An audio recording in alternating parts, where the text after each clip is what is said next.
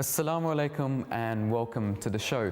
For those of you at home who are familiar with the program, it's my pleasure to introduce you to the brand new series. And for those of you who haven't seen the program before, then welcome to Real Talk. It's a show where we look at some of the issues that affect people in today's society. Now, before we get into today's topic, I just want to thank everyone who's been able to get in touch with us via email or through the website from our last program. We've had a lot of positive feedback, so thanks for that. On today's show, we're going to be looking at the issue of marriage and having a look at some of the issues that are around that topic. When's the right age to get married? How do you find the right person? And what are some of the issues that might affect you once you are married? Well, to help answer some of these questions, I've got a special guest here with me in the studio today, which I'd just like to introduce to you today. First of all, we have Maulana Azhar Hanif Saab, who's a missionary in charge for the South Midwest region of the USA. We have Maulana Abdul Awwal Khan Chaudhry Saab, who's a missionary in charge of Bangladesh, and Dr. Aziz Afiz Saab, who's the Naib Sadr for Khadam al-Ahmadiyya here in the UK. So that's our guest panel, and obviously we've got our studio audience here who I can see are eager to add in their points of view in the discussion. But first of all, let's find out what ordinary people think about marriage. Let's take a listen to the word on the street. Marriage, by traditional definition, is a formal union between man and woman. Now, it's a tradition which has existed for thousands of years, yet today, while some cultures still consider it an essential part of adult life, for some, the idea of marriage has lost its worth altogether.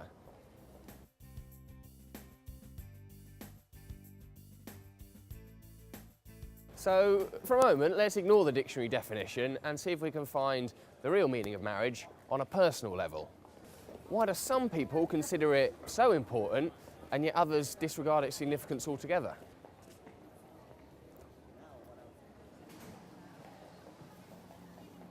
In 2007, 270,000 people in the UK got hitched. That's a lot of cake and a lot of diamonds. It was actually a 2.7% decrease on the year before. In England and Wales, also in 2007, the number of unmarried adults rose. And if you combine these two statistics, you get the lowest marriage rates in the UK since records began all the way back in 1862.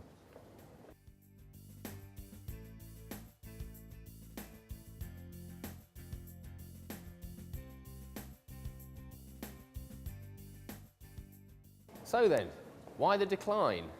Is it a sign of the decrease in moral values of society and the breakdown of the family unit? Or are people just not that bothered about getting married anymore?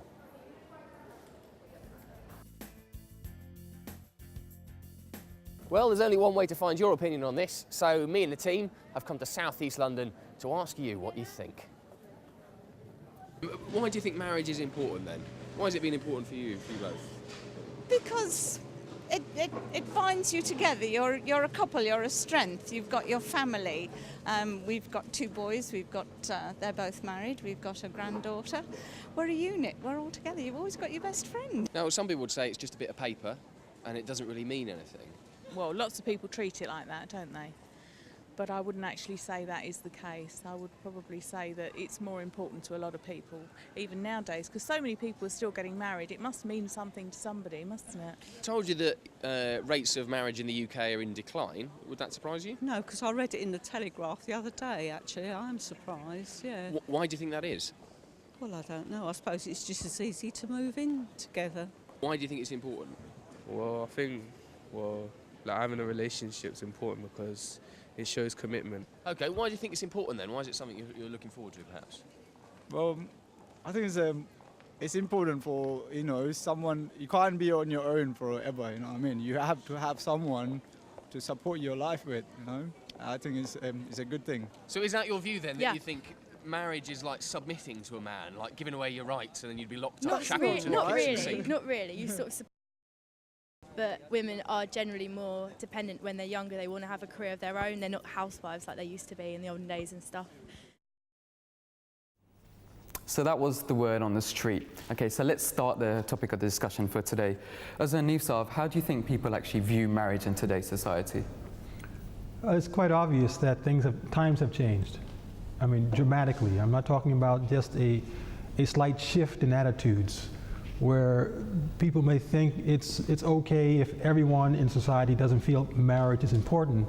I'm talking about a dramatic shift where marked percentage points of people, numbers of people are saying it's not that relevant to our life now to make us happy. And we can have a fulfilled lifestyle and be a good, productive citizen of society, achieve our dreams, achieve our goals outside of this institution called marriage. And I don't mean, again, living a celibate or single life. I mean having partnerships and relationships and children and everything without this one clause of I have a piece of paper saying I am attached to someone through marriage. So this is the shift in time as we're seeing it now across the board throughout Europe, throughout Americas, and in many places where the attitudes have been shifting. Okay. Also, would you agree to that? I mean, as Anif Saab said that, in fact, people just want to be happy in life and they don't really need to be married to be happy. Well, I come from the East and I'm facing the questions from the West right now, so I have to be very clear on this, that still in the East, the marriage is considered as a sacred official agreement between two parties represented by the groom and the bride. And this is a phenomena which is still holding there.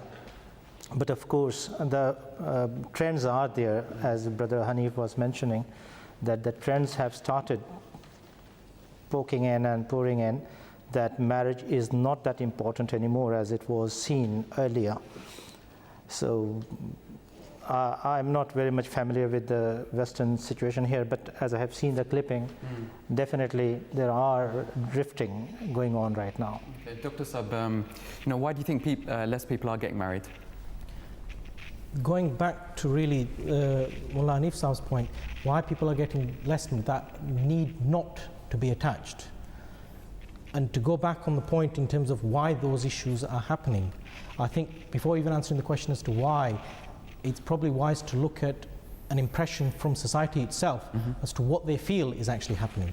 Even here within the United Kingdom, even recently, over 2 months ago, a senior family judge spoke about the situation that we have with relations, and if I can quote him, Justice Coleridge, who recently spoke, and he mentioned when he described the situation that we have with the lack of marriage, and he states, "What I hope in all humility I am drawing attention to is the endless game of musical relationships or pass the partner, in which such a significant portion of the population is engaged in this endless and futile quest for a perfect relationship which will be attained. It is supposed by landing on the right chair or unwrapping a new and more exciting parcel." I just would like to sort of throw that out. That's an impression that a prominent judge has made of the situation that we have on the ground at the moment. Okay, so what do the audience think here? I mean, you've all grown up, most of you grown up here in this society. How do other people view marriage nowadays? Kaleem Saab, what would you like to say? Yeah, I think it to me it seems like it's a longer process than something that presenting it as a 20th century or 21st century phenomenon. Yes, with the advent of media and the advent of the commercialization of an image of a woman as independent from the family, this has become an ideal, clearly, but its roots are much deeper as far as I can see, because throughout the history of Western media, and if we go back into the history of Western art, for example, you have a long subjugation of women that's represented in art with the objectification of women. Right. A woman is the observed, man is the observer. Woman is passive, man is active. And because of these things, it's bound to happen that as soon as women start to gain financial independence, which, the beginnings, the roots of that are really after the First World War and Second World War, they begin to see themselves free. As a sub, would you agree with that? What do you think on that? Well, definitely there has been a shift in society based on these wars. And the war has created an imbalance in society of more women as opposed to men. Whereas I think, according to most scientific polls, women tend to be, or females tend to be born in greater majority than males anyway. So if you start to have an imbalance that's created through man-made institutions such as wars, now you have more of a problem. And this is where we see the rise in society of women's voices and women's assertion that we have equality with this man. And therefore, if we're equal, we don't have to be subjugated or have to be objectified, etc. That is a very good point he's made. Okay. One thing we touched on before, someone said that people actually putting their career first. Now, do you think that is a good reason not to get married? To focus on your career? Dr. Saab, what would you like to add to that? Well, personally, I don't think it's a reason not to get married. A lot of youngsters, I would say, that want to wait for that ideal perfection, that the house has to be there, the job has to be there, everything has to be perfect, then the child will come. Perfection is an ideal that you aspire to attain, but getting there, it's far more beautiful when you go on the journey together with husband and wife. You may be penniless, but you will continue that journey together. When you wait for that perfection to happen, that perfection may never happen. And that's why I think many wait, and they wait for this endless hope that sometimes just misses them. So do you mean like people are too materialistically focused in a way? Yes. Society? Yes. Would you agree with that? Well, I would like to agree with him on the point that they are missing the joy of life while not getting married during the time of turmoil. When you are trying to achieve the perfection, that is the time where you share and care. That is the time you must have a partner, and then when you achieve the height and the desired goal, you can have your reminiscence. Oh my goodness, remember those days we shared and cared about each other, and we shared things together, and we did not sleep well because we were earning our bread, and we did pass the test of the time, and now we have the results. That is marriage. You should get married at the beginning of your career, in the sense that there is no end to the perfection. So he was correctly pointing out, when they realized that, oh, I should have got married, that was time well past. I mean, too late in some cases. Okay. So what's the situation like in the US over there? Is marriage seen in the same light?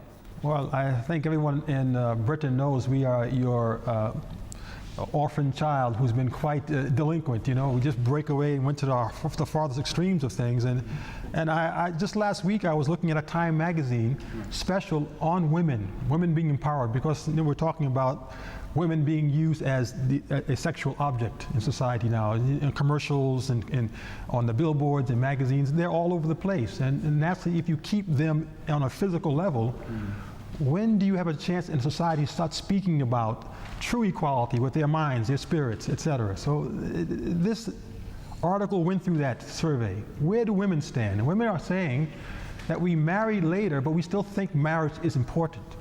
They're not ready to abandon marriage. And so in the West, yes, times are changing, careers are important, marriage is still a value. If I speak to some of my friends, whether at university or college, I mean, if you mention marriage, then they become really hesitant. They see marriage as something that you do when you're old, and it's your way of slowing down, settling down. You don't want to marry when you're young. So if anything, they're actually finding excuses not to get married. So, you know, how can you engage in conversation with them and highlight the importance of marriage with people like that? The key to speaking to youth is to build into a future, because the present is always, at a young age, is about the hormones and about the immediate gains of doing anything. So you have to begin to start to speak about future. You know, it reminds me of an old joke I used to tell many of my Khodam, that, you know, there's this ant that's told at one point, you know, you're the powerfulest insect on the planet. So we said, that's great. I want to then go out and marry the largest thing I can find. He marries an elephant. Right.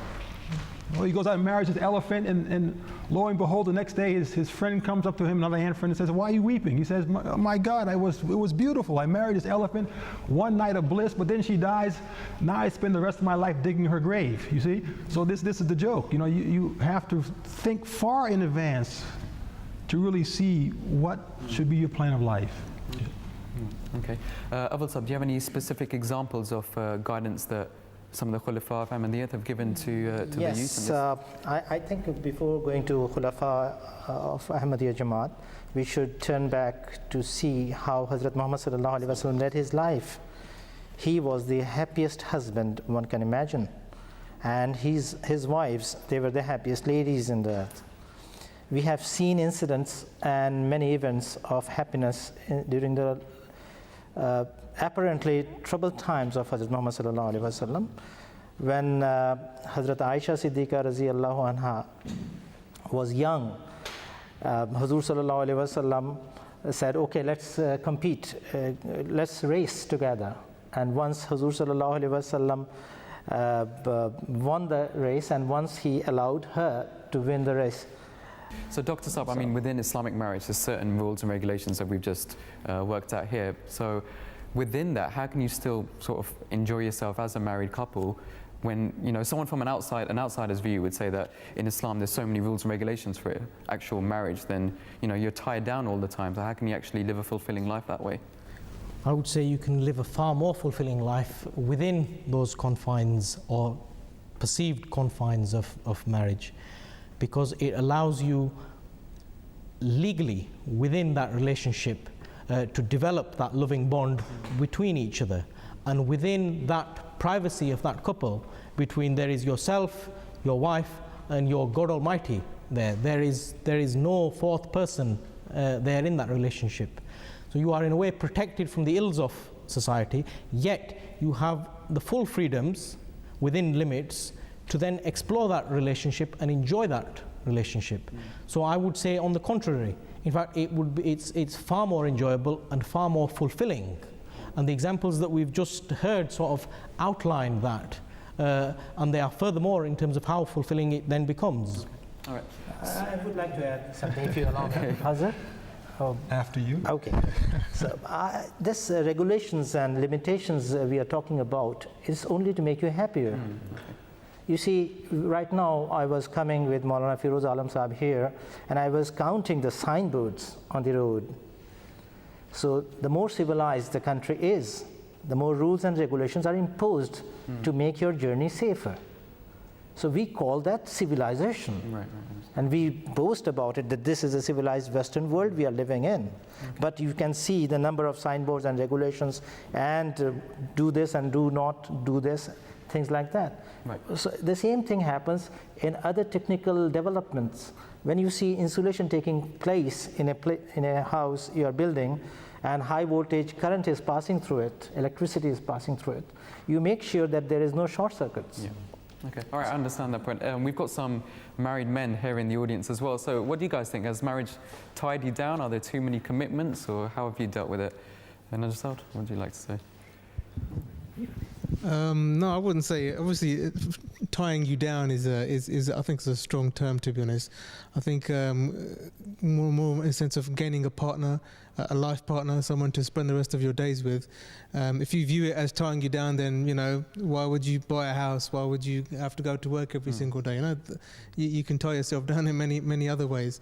But out of those things, you don't get the joy of having a companionship for what should be the rest of your life, you know, and increasing and becoming a family as well.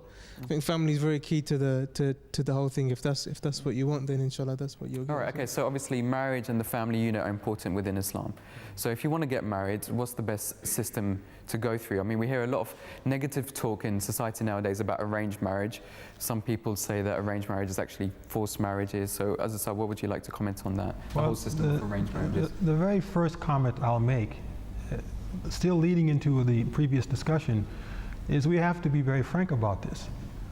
The things we're referring to as male and female is a natural attraction, right? We're talking about what God placed in us as a desire so that we would procreate, so we would want to have a relationship with an opposite sex and to enjoy the experience, because if that was painful or unenjoyable, man never does what causes him pain or causes him to dislike the experience. He would run away from the man or the woman if that is the situation. Right. The woman and vice versa. So here we're looking at the sexual energy that's created in a society and how to control that in a positive and productive manner. This is what marriage is talking about. And specifically for arranged marriages? Specifically for arranged marriage, because if you don't do it that way, what happens in society where you're going to just do the hit and miss, dating game or of love matches until you can find that perfect partner, as Naib Sadeghi had talked about it in the judge's beautiful comment. It becomes a merry-go-round, a musical chair where you just keep moving along. Well, you mentioned love marriages there. I mean, Dr. Saab, a common question that we get is, why can't we have a love marriage? Why do we have to go through this arranged marriage process? I would say an arranged marriage is a love marriage if it's done perfectly. That's a good answer. Okay. But what about if you're going out? For example, if my parents sit me down and go, okay, now's the time, and we want to look for you. What's stopping me from going, actually, I'll go out and find my own partner? Why do I need someone to arrange that for me? My suggestion, I wouldn't say that you physically need somebody to arrange that for you. Arrangement can be done by X, Y, Z, or arrangement could be done by yourself as well. But what I would beg to differ with is whether it's a free-fall arrangement, where it's a willy-nilly, it's an arrangement for 5 minutes one day and gone tomorrow, back next week, that which we are fully aware that will lead to a degree of anarchy. And it's a question of what system you put in place to control that sexual energy, as was described within society, which is naturally there. You can't ignore it and put it to one side. You need to have a system that works. That works not just for the individual, but for the society as a whole. Okay. We don't live in isolation. Okay, Awad Saab, something I'd like to ask you. Is the system of arranged marriage actually an Islamic system? It is. Right. Okay. It is very much Islamic, because Islam prescribes the best way to resolve the problem. The problem is when you have interaction between the lady and the lad directly. So there is ample chance of getting astray out of the way, because you are sexually and physically attracted to each other. You're not using your brain at that time. So to have a perfect judgment and reasoning, you should involve your parents, who are the well-wishers of yours, or at least the guardians who have vast experience and knowledge and wisdom in this regard. If you look at the system at the moment right now, I mean, sometimes people get married without even seeing the other person. They don't know anything about it. You come home from school one day and your parents have, decided upon your marriage. So how do you sort of get around that from happening? You see, that's one people. Yeah. Some people, it's their worry, isn't it, that the parents do an agreement? That is exactly where the system tends to create these problems. Right. When, in the name of an arranged marriage, it actually is not arranged at all. It's a forced marriage. And anything that's forced on human beings often is going to be rebelled or rejected.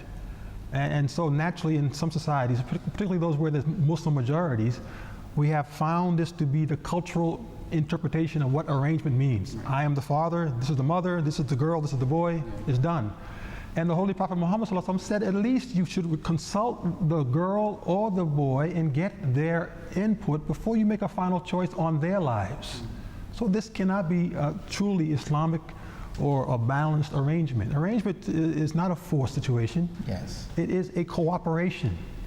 I'm going to buy a car, I'm going to ask not just my friend, I'm going to ask the salesman, I'm going to consult the internet, I'm going to look at all the books, I'm going to get all the information I can to make the best choice. I'm going to buy a house, I'll do the same thing. I'm going to get a job, I'll do the same thing. Why in the most important part of my life, I'll reject all of the information I can get from those who I think are the most trusted sources before I make that choice? Okay. That's arrangement. So Islamically, what are the actual guidelines for when you're having an arranged marriage? How much contact are you allowed with them? Who does the talking? What kind of guidance do we have from the Quran or Hadith? Well, as I said, in respect to your, I'll address the earlier point. Okay. In the Holy Quran, Surah Baqarah, verse 22-36, Allah has categorically mentioned, and there shall be no blame on you in throwing out a hint regarding a proposal of marriage to these women, or in keeping the desire hidden in your minds. Allah knows that you will think of them, but make not a contract with them in secret. So that is one important point to remember. Otherwise, definitely you want to get married to such a certain lady, you can propose her a marriage. And she is interested in getting married to a certain person, she can come via parents, her parents. I think the key is not to be emotionally involved in that person, because when you are, then you're sort of blinded by those Right, judgment and reasoning goes up. Yeah, exactly. Okay, so what about the audience here? I mean, some of you have had arranged marriages as well. How does the whole process of arranged marriage actually work? We've got some guys at the back as well. What would you like to say? Basically, I've had arranged marriage as well, and I don't usually see it as basically a problem. I think it's a general taboo of society that they feel their interpretation that when a young Muslim is getting married, it's been forced upon them by their parents. As Maulana Hanif Sahib has said, an arrangement is basically involving both parties. So you ask the girl, you ask the prospective groom as well, in terms of what do you feel, and you ask the necessary questions, and then obviously you have your guardians to advise you on what is better, because they've been through that experience, right, and they have acquired that knowledge, and that will guide you in the right way. So that's why you had guardians being, for consultation purposes. Okay. And then especially from a woman's perspective, she has her guardian, which in Islam is constituted as a wali, to give that consent for a basically bride. So to me, it's an arrangement basically where everybody's happy, right, and it has to be liked for it to be done, and it can't be forced upon you. Okay. Dr. Saab, I just want to come back to you. I mean, let's keep this contemporary. In today's society, I mean, there's so much mixing going on. There's dating, you've got civil partnerships and everything, and especially in the West as well. If you want to go out and buy something, you get it exactly how you like. You go out and make sure it's the right one. So a lot of the khuddam have been emailing in, and they can't understand how you can actually marry someone you haven't met personally. I mean, you might not have been able to spend much time with them. How is that, how do you actually go about doing that? It's a big jump for most people living in this society who've grown up here. I would say, irrespective of which society you are, as long as they're appreciative of the reasonings behind a system, there is, what alternative is there? Let's look at the alternative. The alternative is, I'll find my partner, we're compatible for about a week or two, we're amicable, it's fine, let's go apart, let's go find somebody else. Number 3, number 4, number 5. Then that leads to this seed of promiscuity, and this whole element of chastity within society. If you look at our moral codes within Great Britain, 60 years ago, 80 years ago, 100 years ago, they're a stark contrast to how they are at the moment. That's my answer to your question would be that there's this ideal within the mind itself. There is that emotional ideal that yes, let's find perfection. Perfection has to be worked towards, and if you're going to experiment with that perfection, you then have to be ready to deal with the consequences of that experimentation. The consequences are in front of us as we see. Yeah, I mean, if you look at society nowadays, especially in the West, the rates of divorce are going up as well. Do you think that's directly linked to the way people find their partner? I think the rates of divorce are most definitely linked to the way society is finding its partner and the reasonings for finding that partner. Islam, we've heard, set certain regulations, and there is, I go back to this issue, there is a third person in that relationship. Right. It is a marriage in a way of 3 people. There is a God Almighty within that, and that's what the rest of society seems to forget. That there is one overarching being that's guiding and holding your hands through that journey. And when you leave him alone, then it's a free-for-all, and you do what you want. Azizah, would you agree with that? This last point it cannot be under and overemphasized. I mean, under that before you get into marriage, sometimes we don't talk about, well, what are you actually getting yourself into? What is the purpose of this? In the course of the nikah ceremony, the Holy Prophet Muhammad selected certain verses of the Holy Quran for a reason. That in that moment where 2 people are about to make a life commitment, ideally, they need to understand it cannot be based just on love. So you hear the word over and over, ittaqullah, fear Allah. Fear Allah does not just mean that we have some fear of some grand being going to destroy us, means that we have another relationship in everything else we do. That is a relationship with Allah subhanahu wa ta'ala. And if that is a strong relationship, He is overlooking our affairs and He's blessing them. So that where there are struggles, because as we say nowadays, the love is gone, I don't feel it anymore, or you're not the same person you used to be, or we have outgrown each other. At that moment, a person begins to realize, this is a human being, I'm a human being. They're changing, I'm changing. They were not supposed to be always the same, and let me remember that they are still related to God, and so am I. That carries a relationship forward, so you do not need to start just on the premise that I must love you before I like you, and respect you and appreciate you and see some good in you. I can love you as one of God's creation and build from there and find love and maybe lose love and find it again, and that's going to be for every single relationship you'll ever have in life. Okay. You mentioned the concerns of arranged marriage, and just to go back to it, sometimes the youngsters can have a justifiable aversion to it. And I would say the justifiable aversion is purely because of the misconceptions that they see amongst them, which is why it becomes a forced marriage if there has been no consultation, if the marriage has been done for economic reasons as a one-way ticket to the West, if it's been to maintain some family heirloom or some family legacies, if there are varying reasons that are not righteous in their first instance, they are not for the sanctity of those two individuals, there are some third or fourth reason, it's no wonder that youngsters will turn around and say, well, this system of arranged marriage is not a good system, because the examples that they see are far from pious and they're far from righteous. And we can't deny the fact that that exists. We're just going to take a short break now. But join us after the break, where we'll be discussing some more of these issues. You know, how do you find the right person, and how do you actually deal with some of the family pressures that come into it as well within arranged marriage? So join us, we're going to be back after this short break.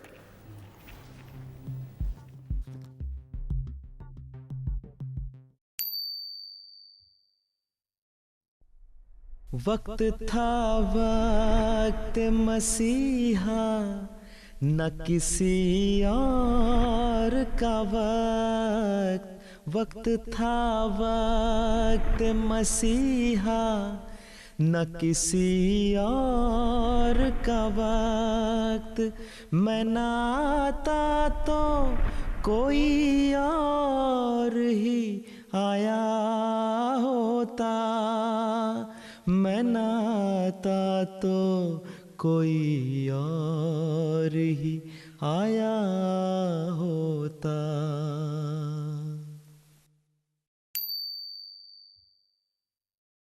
जिंदाबाद जिंदाबाद अहमदियत जिंदाबाद अहमदियत जिंदाबाद अहमदियत जिंदाबाद अहमदियत जिंदाबाद अहमदियत जिंदाबाद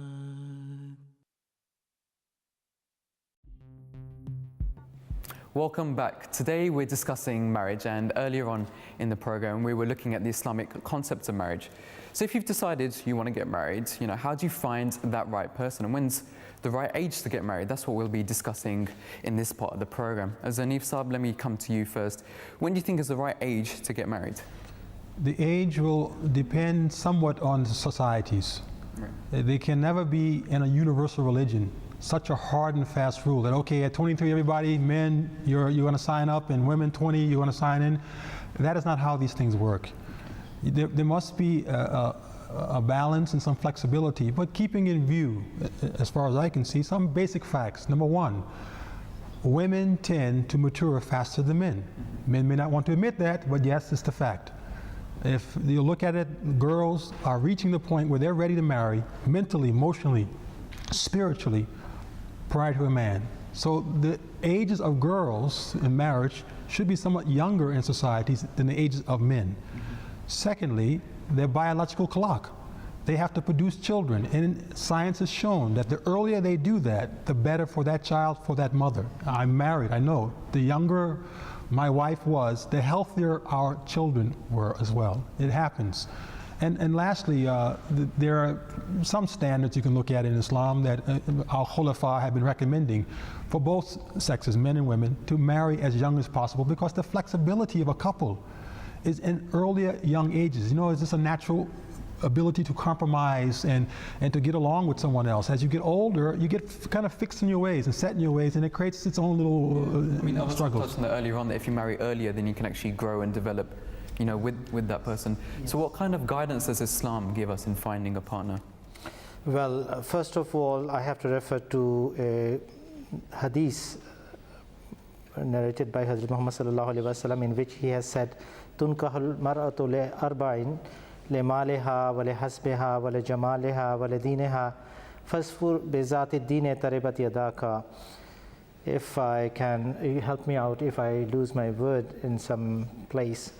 A girl is chosen as a bride on the basis of four things. Sometimes a groom is having her family into consideration, and then sometimes it is the wealth she holds, and sometimes it is the beauty she contains. But some of the intelligent boys, they go for the piety and the religious background of the lady. And this is the true secret of your success, according to Hazrat Muhammad sallallahu alaihi wasallam. So this is the correct way of pinpointing your partner for lifelong. And if I come to this point, when we are young, you are having a colorful life, a life full of dreams to be fulfilled. But the experience shows that these things do not last long. The beauty and the colors and all the attractions, physical ones, and he was mentioning the bumpy hormones always jumping. These are to be contained, as I mentioned earlier. The regulations all are to make our life healthier, better, happier. So you have to pinpoint on piety and religious background of the lady if you want to make a good choice. Okay. So, I mean, what happens if your parents do decide on someone and you don't like them? You have a genuine excuse. How do you balance that out with your parents? Because obviously you have to respect your parents' decision, but how do you balance that? I hope the relationship with the youngster and his parents or her parents is so relaxed and free and genuinely father to son that you can openly express your desires and your concerns to your parents. And ideally, a parent, I would hope, although my children are very young, a parent would be able to read into his son as to what his ideals are, what his concerns are. And I would also hope that no parent would want to throw their child into a sort of pit of fire. Admittedly, that does happen when things are not properly discussed and properly engaged with. Okay, but I mean, as a sub, there's an age difference between you and your parents. I mean, how can you always relate to your parents? Sometimes it's a bit odd to think that your parents are going to be finding someone for you, and other people say that, you know, your parents know you the best, but I mean, is that actually true? I'm glad you worded the question like this, that Azasab, there's an age difference between you and your parents, as if you're talking to me, but I know it's hypothetical. Right. But the reality was this also true. Yeah. There's a huge gap of generation between myself and my parents. I am the product of an arranged marriage. Not just in America, I arranged my marriage from America into Pakistan. And at a time when, going back a number of years, I'll reveal my age if I do that, and they'll discredit me as a source to discuss things with them, so I won't go that far. But I will say that, yes, there were a number of questions that would come into my mind. Well, how can I truly believe that my parents can know the right woman for me? They cannot. They can only give their best judgment. Right. And as was suggested, that you must trust that that's exactly what they're going to do if you have a good relationship with your parents. And thereby you accept their decision, thinking they're doing it in your best interest. However, if somehow that breaks down, and we know, well, let's be realistic again, let's talk real here. It is not always the case where a parent has a healthy relationship with their parent, with their child. Yeah, let's be honest. And the children they struggle with this, you know, especially in Asian culture, and not so much in Western culture, because we've been learning in Western culture to question and to not just complain, but you know, to kind of bring out our points and views with our parents. But in Asian culture, it's like, be quiet, just take it. Take your lumps for 40 years if you have to, but just take your lumps. Now, there's one out for all of us in this community by Allah's grace. We have a Khalifa who is above our parents in a sense. He's our spiritual and moral guide, and we can always consult with him that, look, I'm in a bind here. I love my parents, I want to respect them. I have all this pressure on me, but I don't know what to do. I can't accept this. I don't want to live this life. It will not be true to who I am. And yet I can't reject my parents. And see how he will perhaps consult or advise the parents, and in this case, you are not making a good decision for your child. And that could be a good way to help. All right, let's move to the audience. I mean, for those of you who have had an arranged marriage here, what kind of role did your family play in that? Were the parents a bit pushy, or Kaleem? I think that just following up on Azasab's point here about trusting parents and so on. I mean, we know Holy Prophet ﷺ arranged marriages, and one of the marriages that he arranged was Hazrat Zainab and Hazrat Zaid, who was his adopted son, and the marriage ended in divorce. So you trust, but there are things that can go wrong, and it's not the biggest deal in the world. That's why divorce is permissible. The point is to give a good go at it, as you mentioned. But apart from the pressures, and some of them are, Aziz Sab has mentioned, the parents' expectations can be silly, in some cases, like, wanting a light-skinned person, these kind of things. But then there's reconciling that with the external pressures. Another term for Gog and Magog is Bollywood and Hollywood. These two things which create such a model, a bad model, really, in every person's mind, that the people today really have to struggle against, which people didn't have to 60, 100 years ago. Okay, that's a good point. Let's get some more views as well. Wahida, would you like to add to that? In terms of what kind of pressures come into play around the marriage time? Inam Sahib, do you want to? Well, I'm not married, so I remember you saying this question was for married people, so I can only no. But what kind of cultural pressures are there as well? I mean, looking for someone. Well, obviously, if you're living in society, then you are bound to not just look at your own personal preferences, but also, I would imagine, the views of your parents, etc., would be also important. So, for one, I think it has to be something which is compatible. I believe Islam lays a lot of emphasis on compatibility. For example, the Holy Quran mentions that the righteous for the righteous, etc. So I think compatibility is a major aspect that has to be looked at. Right. And obviously you're going to maintain your current relationships as well as your future ones. So therefore it's important that your wife or your husband to be is compatible with the life that you currently lead. Okay, let's take one more view here. Yes, Samson. Yeah, I think I just would like to add a point, which is, I think, obviously, building on Inam brother's point about compatibility, I think the number one thing is taqwa. Okay, I think the parents should really consider the fact that if their child is a God-fearing person, really close to Allah, prays, really active in their faith, I think they should try and match with somebody who is really active as well, lest that person bring the other down. And if your child, your child isn't really that, doesn't practice too much and stuff, but is a good person, I think you should also try and match that with possibly a female who is, possibly similar level or something like that. Because I think it could cause a big clash in the family. It could end up in divorce and things like that because they don't understand each other. Yeah, okay. Abul Sab, what would you like to comment on that point? Would you agree? You cannot have a match 100% equal. So somebody was mentioning Hollywood. We used to call it in our times celluloid culture. Now it is digital, all digital. So there are, during the young age, people have a kind of concept, so-called concept, which has to be fulfilled, otherwise I'll not get married. That is wrong. That is where you have to consult, and that is arranged marriage we were talking about earlier on. Do those misconceptions only happen in the West, or do you think it's in the East? No, it happens over there as well. I think in some respect it is more over there. Okay. But ultimately, the result comes up when you take taqwa into consideration and you take the advice from your guardians and parents and prayers from Khalifa. You get to the correct lady or correct person you are waiting for. Okay. It does work that way. Okay. Asif, you had a question earlier on just before we went for the break. Would you just like to pose that question again? Yeah, basically the question was, how do you know the true character of a person from an arranged marriage when you meet up in an environment where it's arranged and you're around your parents, their parents, their families and everything? How do you know that they will actually portray the true characters? As a self, basically. That's an excellent question, and it's a natural concern, right? I mean, you cannot truly know another human being. The proof of that is, you look into our society in the West, I can't speak definitely about the United Kingdom, but in the United States of America, couples live together for years. So-called happily living together, and then one day decide, let's get married, let's just do it now, you know. This is 15 years, 20 years down the road, they get married, and 3 years later they're divorcing.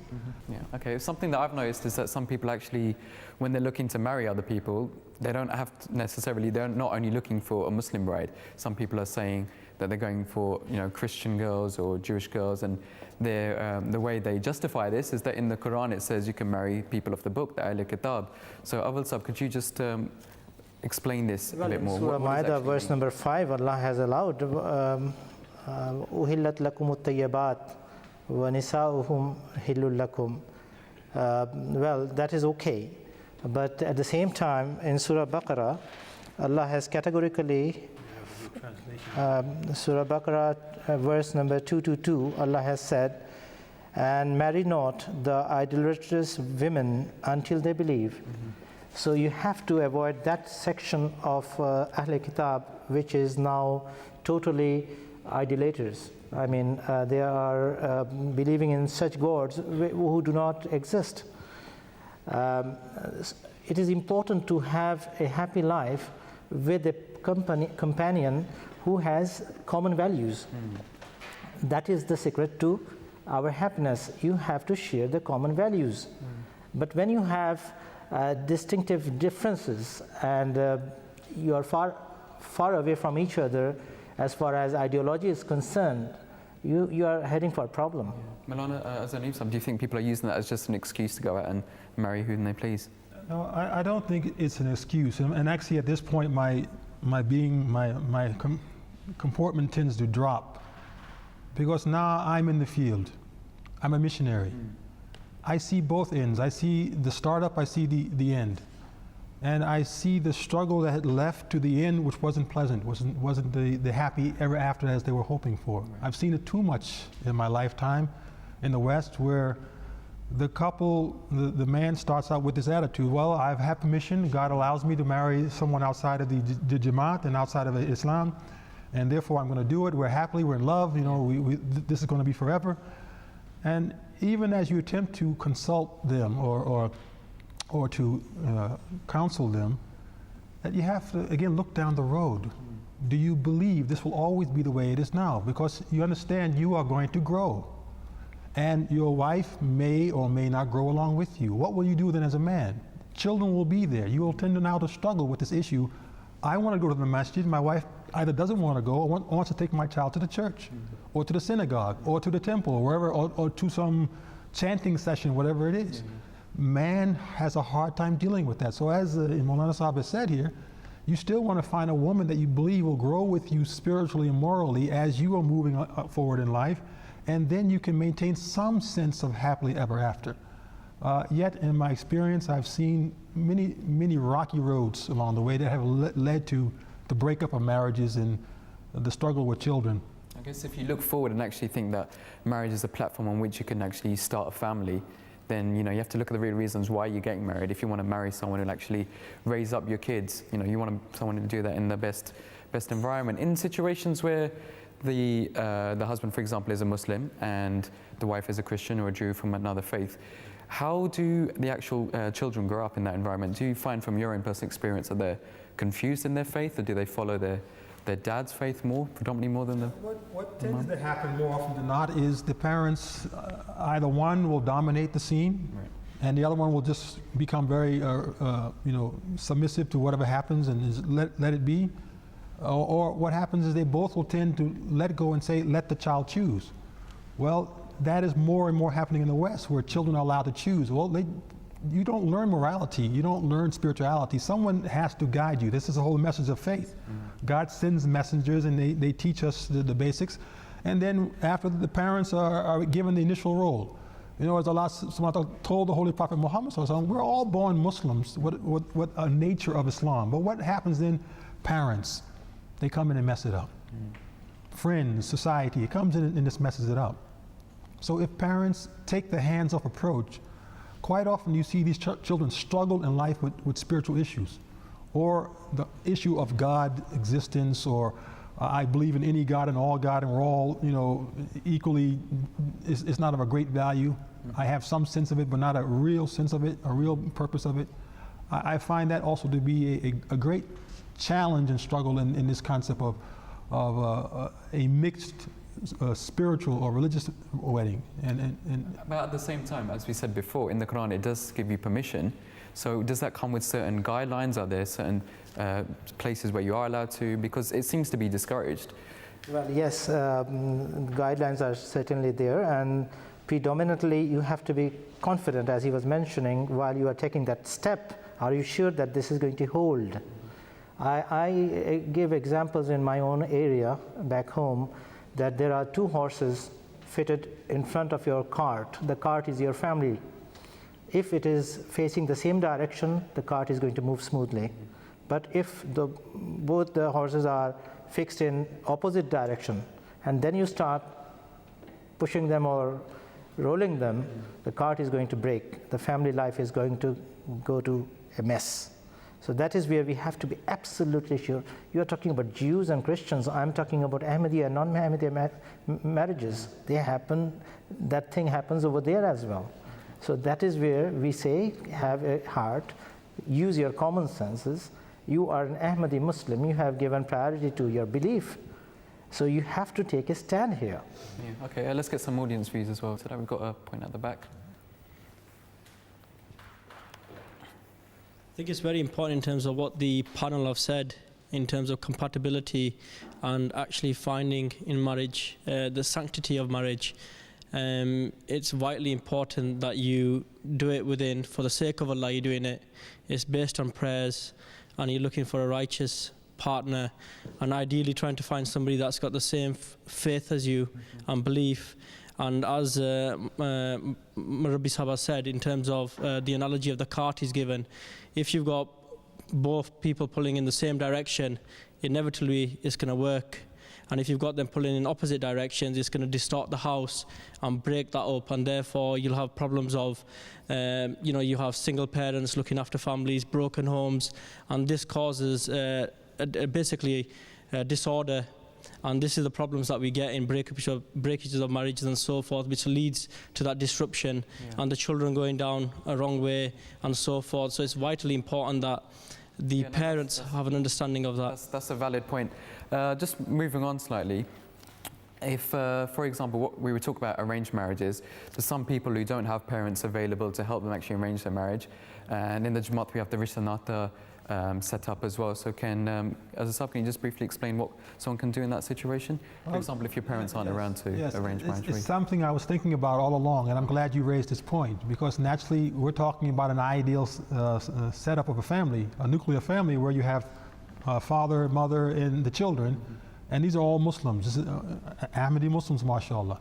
What about the convert who steps in at the age of 30 and says, now I want to marry, and who's going to help me, who assists me? Well, if it's a man, he is still going through the process of this search.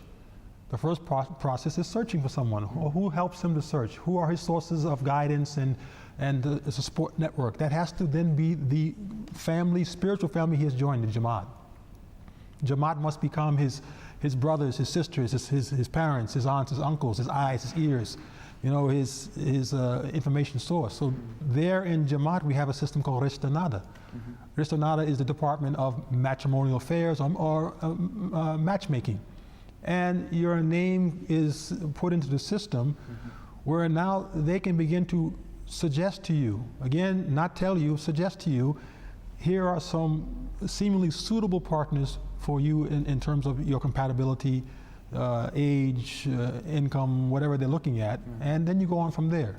But you must then do your follow-up. You can't rely only on Jamaat, which is the thing that people get caught up in. They think Jamaat has to be, again, the perfect matchmaking system, whereas you don't give that complete, let's say, authority to even your parent. Why do you think Jamaat has to take the same thing?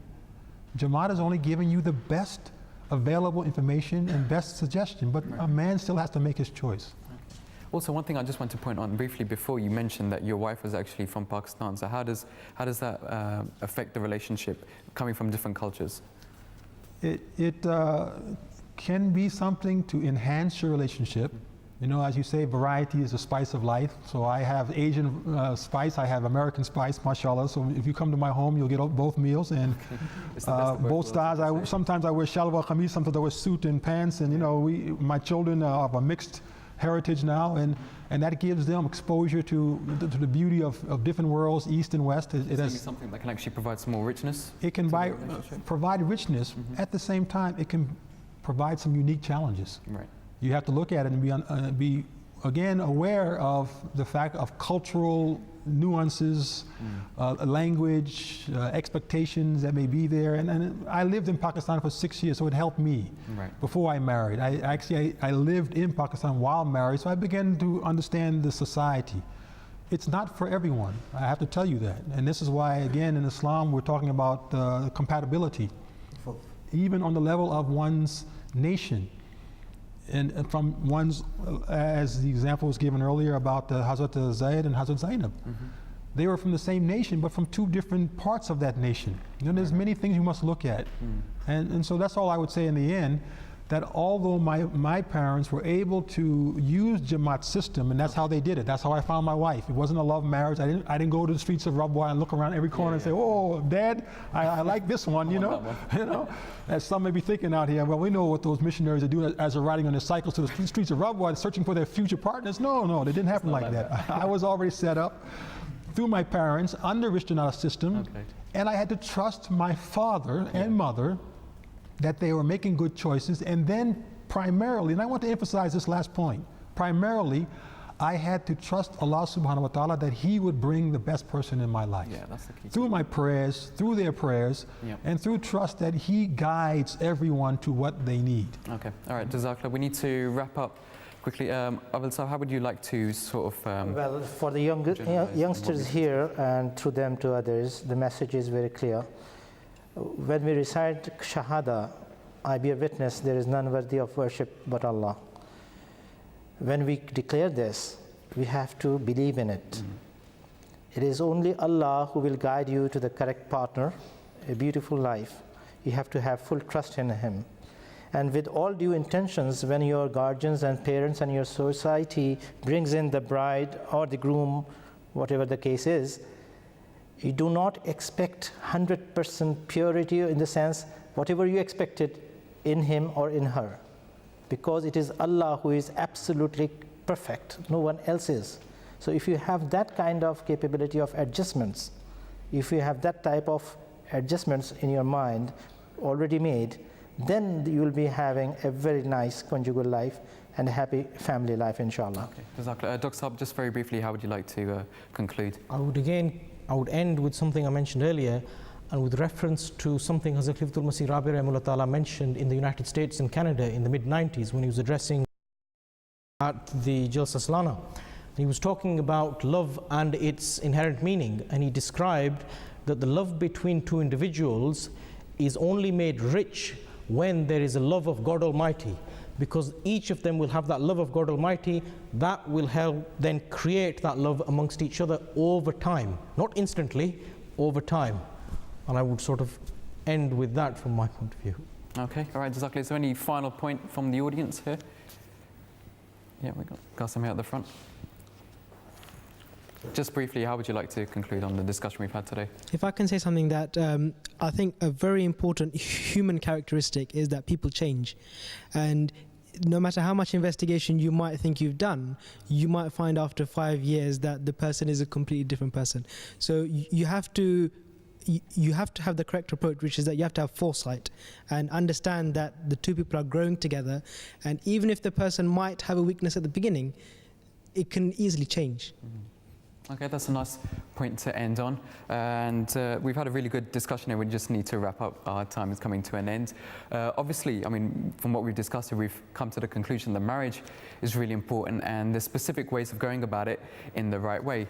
Now, for you at home, if you have any questions, don't forget you can always email us in. Our address is realtalk@mta.tv. We've also got a Twitter page now as well. The address is there at the bottom of your screen. And our own official website is mta.tv/realtalk. Get involved, get in touch, and let us know what you think at home. This is the first in a two-part edition, and next time we're also going to be carrying on this discussion of marriage. So I hope you can join me then for that. But until then, Assalamu alaikum.